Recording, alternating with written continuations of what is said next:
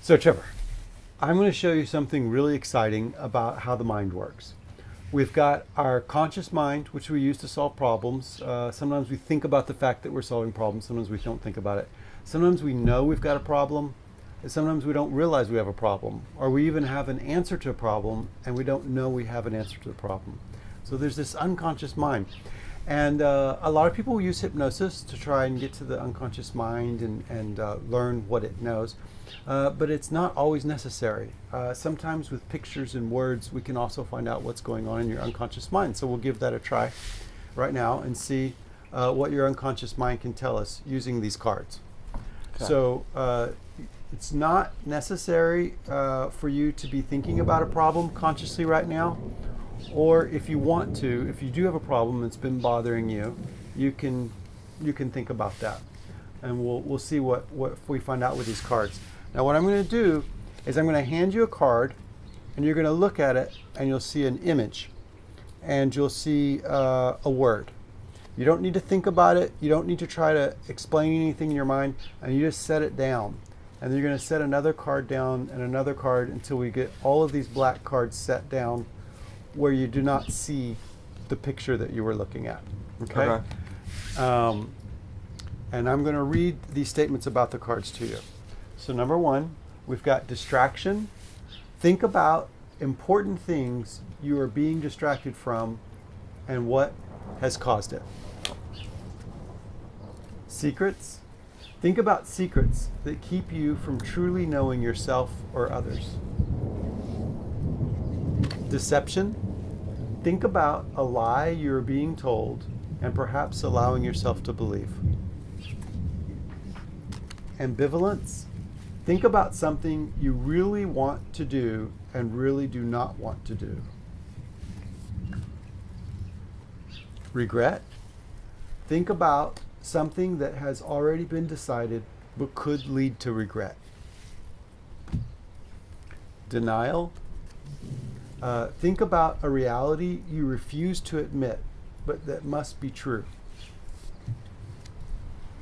Testing. Think about why you are testing others or why someone might be testing you.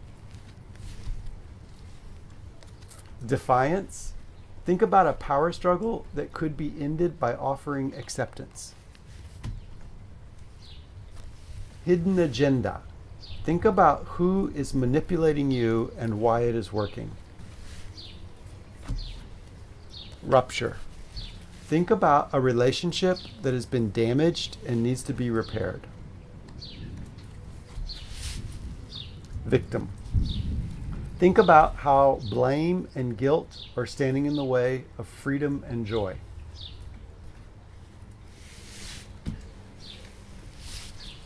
Danger.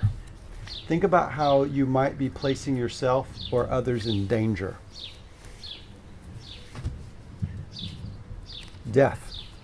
Think about what needs to be done before death occurs. Loss. You've not stopped to think about something you've lost. This one's blank. There's no picture. The conscious mind is not ready to see this problem. Okay. Now we have enough different cards here that your conscious mind doesn't need to know where they are. Your unconscious mind will know where each card is. So what I'm going to have you do is move your hands over the entire range of cards about 3 times and see if you can get a feel. And when you start to feel something in a certain direction, then hone in on that feeling down and end up touching the card.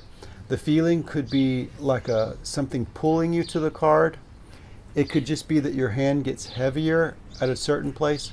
Or some people will feel warmth. In other places it feels cool, and in other places it feels warmer. It doesn't matter which way works for you, but just see what starts to happen as with your eyes closed, you start to move your hand over the cards. And we're going to have your unconscious mind tell us which problem is most important to you right now and most in need of a solution.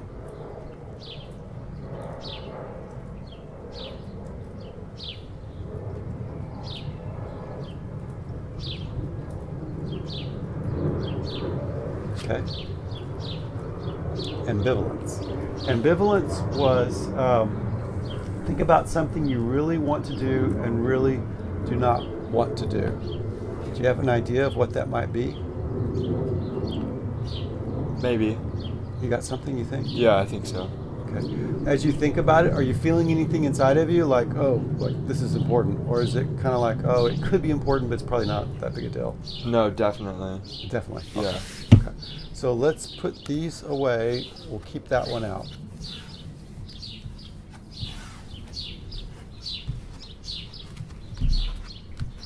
I'm just curious, how did you know, like, what did you feel when your hand went over here? I felt like even kind of when my hand was going around, I felt like a little like tugging. Yeah. All the way over here, I kind of felt my hand being pulled this way, and then over here, I felt my hand being pulled down, and then over here, I felt my hand being pulled That way. Yeah. I can usually see where a person's going to go because one of two things will happen is that their hand will go down lower as they get to a card that's important to them. That's why I had you do it 3 times, because I can watch to see if a person's hand is dipping, or they'll move more quickly here and then slow down over here. I didn't see your hand change height. If it did, I didn't see it. But I did see that you were much slower over here. Like there was something pulling you over there. Yeah. Okay, so the dark cards are our attempts to define a problem. Now we're going to go through the white cards, and the white cards are going to be our attempt to define a solution, or to have your unconscious mind pick a solution for you. So we'll do it exactly the same way. Okay? The first card is contrast. What does this problem help you better appreciate? Next one is growth. How can this problem help you grow? The next one is liberation. How can you free yourself from this problem? The next one is courage. What would be the heroic thing to do? The next one is humor. What is funny or unusual about this problem? The next one is divergence. What is the last thing that you would normally think of doing for this type of problem? The next one is utilization. What resources are close at hand but have yet to be used? Life experience. Which lifetime experience is most relevant to this problem? Love. What opportunities are there to experience greater love through giving or receiving? Collaboration. Who would be the best person to help you with this problem? Creativity. What is a creative solution that has never been tried? Individuation. How can you use this problem to define your character?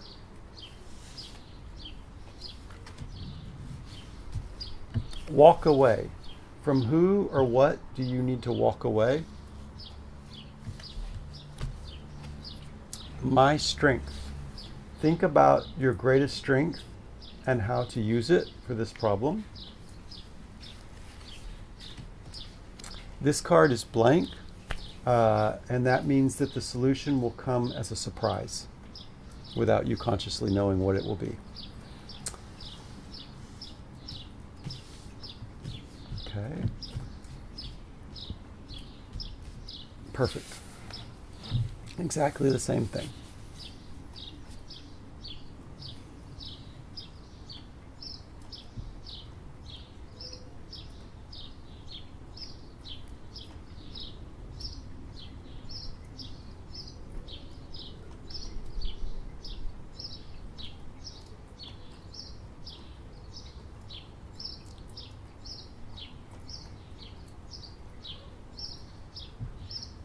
Okay.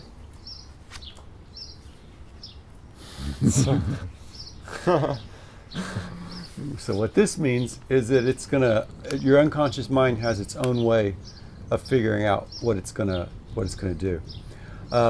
Sometimes sometimes I like to look at 2 cards just in case. You did point to this card as you were moving. Your pointer finger dropped right down, and then you went straight to it, and you kind of knew that was it. Yeah. When you were over here, your thumb actually pointed at this one, which I thought was curious. So I'd just like to see what this one is too.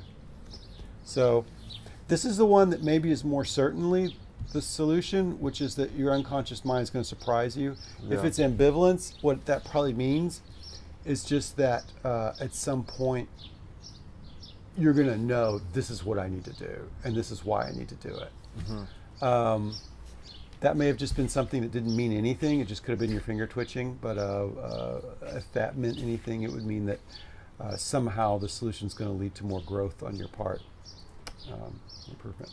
Yeah. So, what was this experience like for you? Did it bring anything forward to you? Did you feel more aware of? Yeah, it's like it's pretty directing. So now it gives me like a focus on what I need to do and where I need to go and exactly what I need to. Even though it may come as a surprise to you. Well, that just gives me certainty, like Confidence in yourself. confidence. Yeah, Okay. knowing that even if I don't know what to do, that eventually I will know what Yeah. to do and it'll come to me. Now, here's the cool thing about this. You don't have to tell me what the problem is. You don't have to tell me what the solution is. You can keep it completely private. The fact of the matter is that you're the one working out the solution, right? The only reason to discuss it would be if you want to share it, if you want to discuss it, if you want to think about it as you talk about it.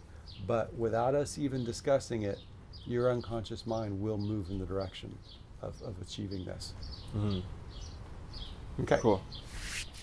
With Trevor, I was not talking with a hypnotic voice, or there was no trickery involved, because it's really not necessary. The person gets stimulated by these images and by these words the same way they would with a Rorschach ink blot test, and awareness will certainly come to the person. There's no need for a trance. What does happen sometimes, where you need this is where the skill comes in for the person working with the person, is that they, for whatever reasons, they'll clearly be drawn to a certain card, and so the person has their eyes open and they're really almost just touching a certain card, or they linger very much here, but then they go over and suddenly pick something over here. And if you're watching closely, it seems surprising to you because you're almost certain they were going to pick this card, and then they suddenly switch over here and pick this card. Anytime that's happened, I first have the person, look at and think about this card. I ask if there's any reaction, any surprises, any emotion, and usually there's not. And the person says, well, this doesn't mean much to me, because the card is a distraction, and they were actually distracting themselves either from the problem or from the solution. And so then I'll ask the person, how about trying this card right here, the one that I saw the hand going close to? Let's just see what happens when you do that card. And the person will turn it over, and then you'll see in their eyes, in their posture, in their whole body, that they're having a reaction to that card. Then you know that this was the true either problem or the true solution. The strongest reaction I've seen, a person took the card and held it to her chest, stopped breathing momentarily, put the card back down, said, now I know what I must do. And she didn't want to speak of it anymore. Never even said to me what the problem was. And of course, or what the solution she knew she had to do. But she had her answer. And of course, I respected her privacy just to let her take care of things. And so that's something to keep in mind, is that there's not a rigid way of doing this each and every time. There's just the way that works best for this person in front of you. And of course, that's the right way to do it. If the person makes a suggestion or says, what if I try the cards this way, or what if I do this other thing, I would listen to the suggestion and I would do it the way the person thinks it will work best for them.